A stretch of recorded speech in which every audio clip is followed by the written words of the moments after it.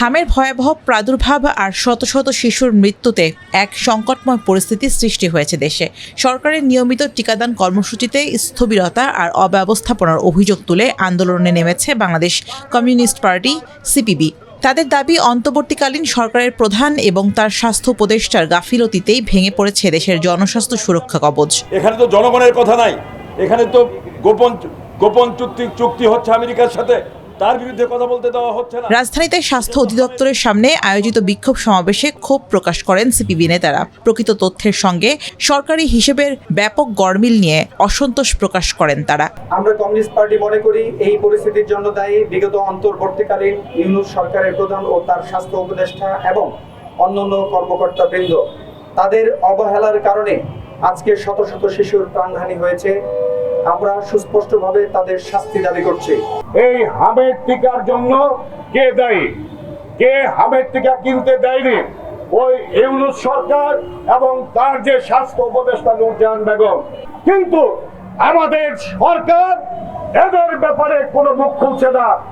আজকের এই সমাবেশ থেকে আমরা দাবি করতে চাই, যারা দায়ী তাদের ব্যাপারে বর্তমান সরকার কি ব্যবস্থা নেবেন, নয়তো জনগণ আবার দুর্বার আন্দোলন গড়ে তুলবে এদের ফাঁসির দাবিতে ঝোলানোর জন্য।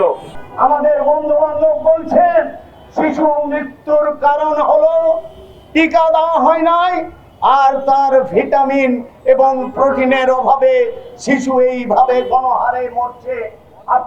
প্রতিটি শিশুর মৃত্যুর সুষ্ঠু তদন্ত, দোষীদের শাস্তি, আক্রান্ত পরিবারগুলোকে রাষ্ট্রীয় ক্ষতিপূরণ সহ পরিস্থিতি নিয়ন্ত্রণে 5 দফা দাবি তুলে ধরেছে দলটি। সরকারকে 1 সপ্তাহের আলটিমেটাম এবং স্বাস্থ্য অধিদপ্তর ঘেরাওয়ের হুঁশিয়ারি দেন সিপিবি নেতারা। আমাদের সরকার এবং অন্যরা নির্বিকার।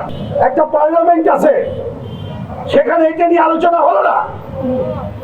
আমাদের একজন প্রধানমন্ত্রী আছেন, তিনি অনেক কিছু করছেন, বিয়ের উপহার পাঠাচ্ছেন, কিন্তু এই শিশু মৃত্যু দেখতে কোন হাসপাতালে গেছেন এমন খবর পেলাম না।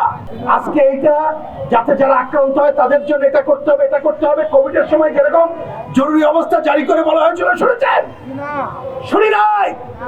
আমি তাই অনতি বিলম্বে দাবি করি, আর যাতে একটি শিশুর মৃত্যু না ঘটে তার জন্য সরকার দায়িত্বশীল আচরণ করে। 1 সপ্তাহ সময়, আগামী 19 তারিখ পর্যন্ত সময়, আগামী 20 তারিখের পরে যদি এই পরিস্থিতি উন্নতি না হয়, এই স্বাস্থ্য অধিদপ্তরের সামনে এবং স্বাস্থ্য মন্ত্রণালয়ের সামনে আমরা ঘেরাও কর্মসূচি, ধর্ণা কর্মসূচি,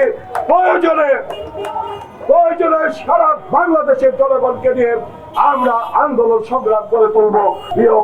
বিক্ষোভ সমাবেশে দেশব্যাপী স্বাস্থ্য জরুরি অবস্থা ঘোষণার জোর দাবি জানিয়েছে সিপিবি। সমতল পাহাড়, বন ও চরাঞ্চলে বৈষম্যহীনভাবে চিকিৎসা সেবা নিশ্চিতে জোর দেন তারা। শিশু মারা গেলে, কেউ মারা গেলে ওনার কানে পানি যায় না।